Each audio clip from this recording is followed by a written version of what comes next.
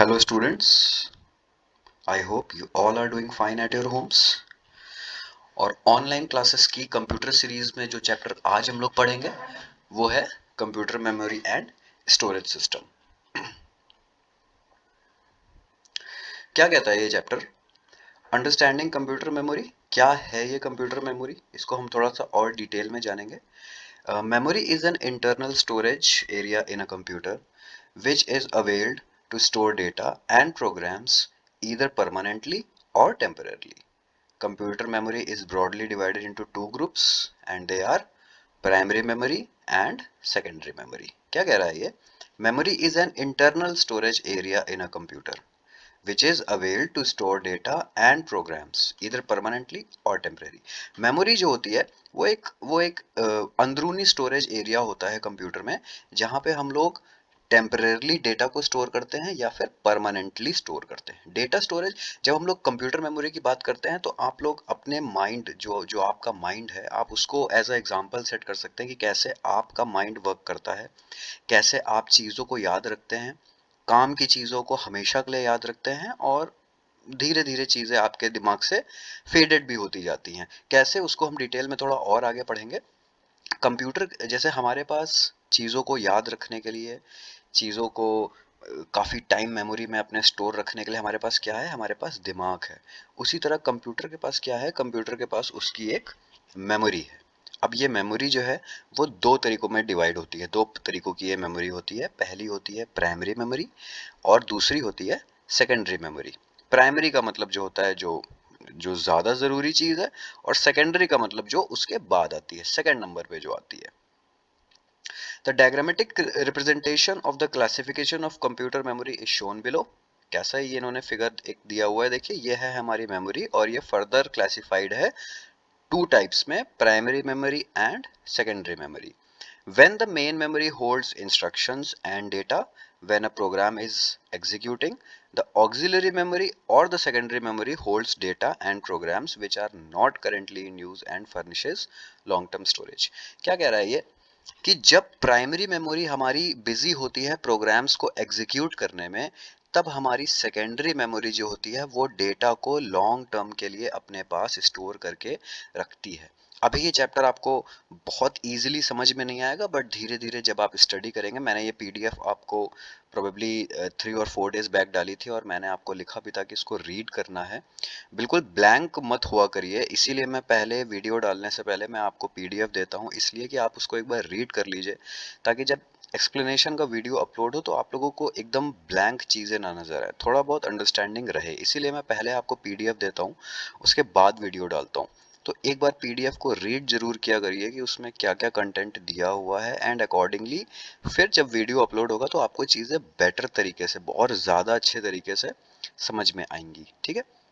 जैसे अभी आप अपने माइंड का एग्जांपल लेके देखिए कि मान लीजिए अभी ये this is the video for class fourth, right? तो जब आप क्लास थर्ड में थे, ठीक है, तो क्लास थर्ड में क्या क्या चीजें पढ़ाई गई ये शायद आपको आगे 2-3 साल बाद याद ना रहे, बट आपकी क्लास टीचर कौन थी, आपका स्कूल कौन था, ये सब चीजें आपको याद रहेंगी। ठीक है, तो इसको इस तरीके से देखिए कि प्राइमरी मेमोरी में आपने क्या स्टोर कर लिया, आपने कि आपकी क्लास टीचर कौन थी, आप किस स्कूल में पढ़ते थे, और सेकेंडरी मेमोरी में आपने क्या स्टोर किया, कि किस सब्जेक्ट में क्या क्या पढ़ाया गया।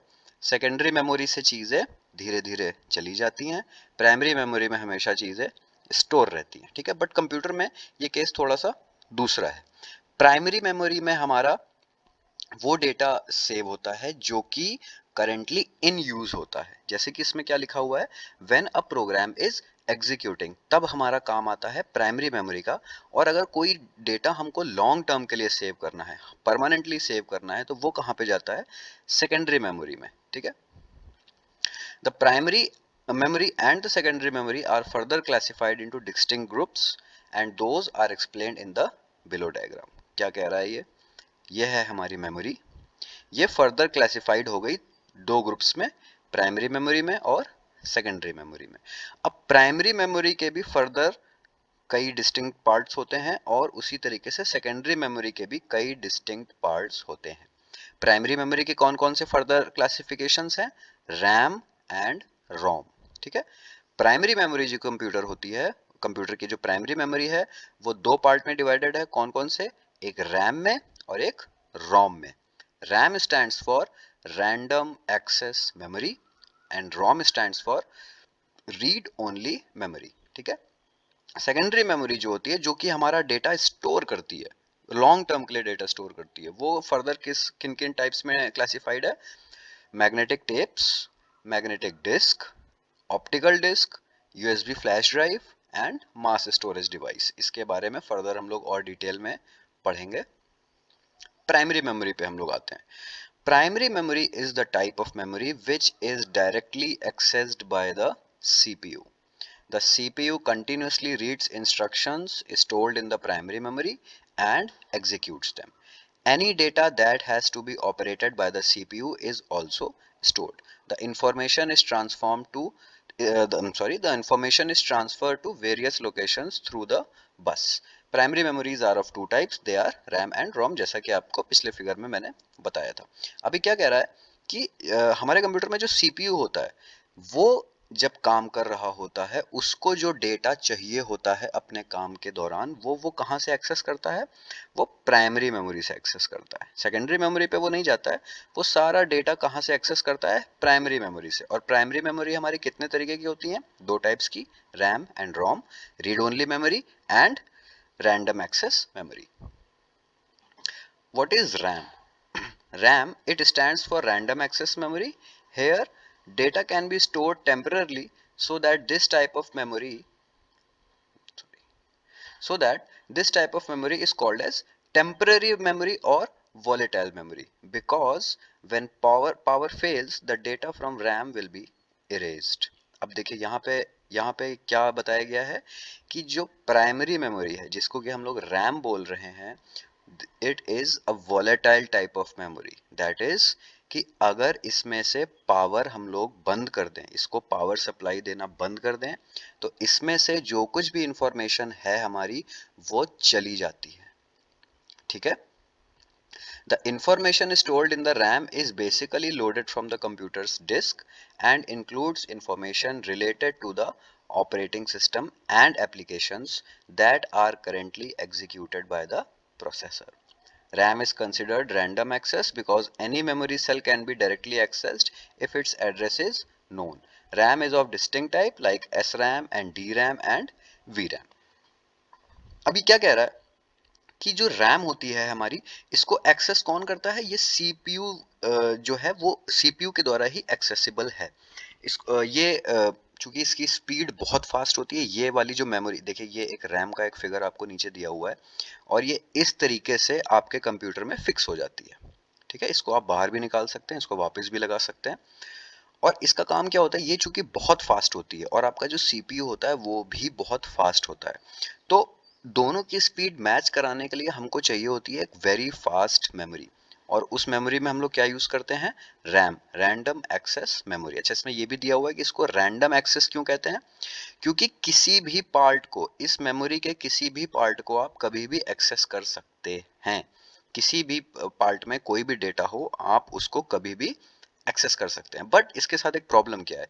ये वॉलेटाइल है, टेम्पररी मेमोरी है और वॉलेटाइल मेमोरी है। यानी कि एक बार पावर ऑफ हुई, यानी कि एक बार कंप्यूटर आपने शट डाउन कर दिया, उसके बाद इस पे जो कुछ भी डेटा सेव होगा वो सब चला जाएगा, वो दोबारा आपको मिलने वाला नहीं है। ठीक है। नेक्स्ट जो हमारा प्राइमरी मेमोरी का पार्ट दिया हुआ है वो है रोम। रोम क्या होता है? It stands for read only memory. In this the data will be furnished by the manufacturers regarding the system, so this information can simply be read by the user but cannot add new data or cannot be modified. ROMs are further divided as PROM, EPROM and EEPROM. अच्छा, अब ROM क्या होती है? मैं आपको example के तौर पे जैसे अगर मैं बताऊं, तो जब हम लोग कंप्यूटर को स्टार्ट करते हैं तो आपने देखा होगा कि कंप्यूटर को शुरू होने में एटलीस्ट 4 to 5 मिनट्स का टाइम लगता है और उस 4 से 5 मिनट्स तक आपकी स्क्रीन पे कुछ ना कुछ मैसेज आते रहते हैं। जैसे ही आप कंप्यूटर को ऑन करते हैं, आपकी स्क्रीन पे कुछ कुछ लिख के आने लगता है और थोड़ी देर आपको वेट करना पड़ता है। जब तक वो सारा डेटा एग्जीक्यूट नहीं हो जाता तब तक आप कंप्यूटर को यूज करना शुरू नहीं कर सकते हैं। वो जो सारा डेटा आपके सामने लिख के आ रहा है वो कहाँ पे सेव होता है? वो सेव होता है रोम पे हमारी। ये देखिए एग्जाम्पल, एक फोटो नीचे दी हुई है, इसमें रोम जो है हमारा सिस्टम में कहाँ पे लगा रहता है, इसमें सारा कुछ डेटा जो है वो सेव रहता है। और जब हम कंप्यूटर स्टार्ट करते हैं तो वो सारा डेटा हमारे पास सामने लिख के आने लगता है। वो डेटा डालता कौन है?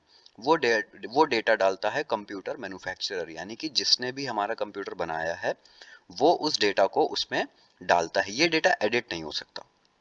एक बार आपने जो रोम में डेटा एंट्री कर दी वो परमानेंट है, फिक्स है, वो एडिट नहीं की जा सकती है, ठीक है।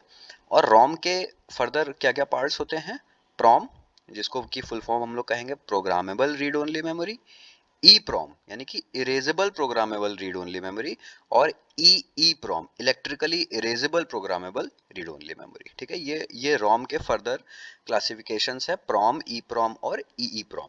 अब रैम, जैसा कि मैंने आपको बताया, रैम में डेटा जैसे जैसे आप लोग कंप्यूटर यूज करते हैं रैम में डेटा आता है जाता है, आता है जाता है। कंप्यूटर आप बंद कर देते हैं तो रैम में से सारा डेटा चला जाता है। बट रोम में क्या है? रोम का डेटा फिक्स है। आप जितनी बार कंप्यूटर खोलेंगे उतनी बार आपको वो डेटा बार बार दिखाई पड़ेगा। कंप्यूटर जितनी बार ऑन होगा रैम उतनी बार एक्सेस होगी, सॉरी रोम उतनी बार एक्सेस होगी, और रोम अपना कंटेंट उतनी बार आपको स्क्रीन पे दिखाएगा अपनी, ठीक है। एक बार आप लोग और ध्यान से सुनिएगा, पूरे पूरे लेक्चर को ध्यान से सुनिएगा। अगर इसमें आपको कुछ भी समझ में ऐसा है जो आप लोगों को अभी समझ में इसमें नहीं आया है, वैसे तो ये टोटल चैप्टर अंडरस्टैंडिंग वाला है। जो जो आप कंप्यूटर का यूज़ धीरे धीरे ज़्यादा करते जाएंगे आपको ये सब चीज़ें बहुत और अच्छी तरीके से समझ में आने लगेंगी। इन केस अगर आपको कोई डाउट होता है, you can always ask me, you can always call मी। जब तक समझ में ना आए तब तक पूछिए, जब तक ना आ जाए तब तक पूछते रहिए। एक बार नहीं 50 बार पूछिए। टीचर्स का यही काम होता है, जब तक बच्चों को समझ में ना आए तब तक उनकी काम पूरा नहीं होता है, ठीक है। तो and before we finish, very important message for all of you. Please stay safe, stay inside your houses, keep your friends and family safe, disinfect surfaces around your home and work, wash your hands for at least 20 seconds. और अगर आपको खांसी आ रही है तो मुंह को cover करें अपने, इससे आप हेल्प करेंगे prevent to spread of COVID 19। Thanks a lot.